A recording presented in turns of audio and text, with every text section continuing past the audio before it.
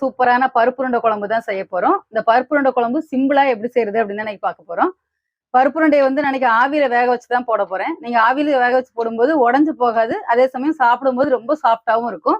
இந்த பருப்புருண்டை குழம்பு சாதத்துக்கு மட்டும் இல்ல, இட்லி தோசை கூட ரொம்ப சூப்பரா இருக்கும்.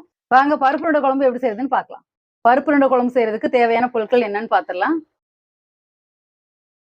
பருப்புருண்டை குழம்புக்கு நான் 1 டம்ளர் துவரம் பருப்பும் 1/2 டம்ளர் கடலை பருப்பும் எடுத்து ஒரு 1 மணி நேரம் ஊற வச்சிருக்கிறேன்.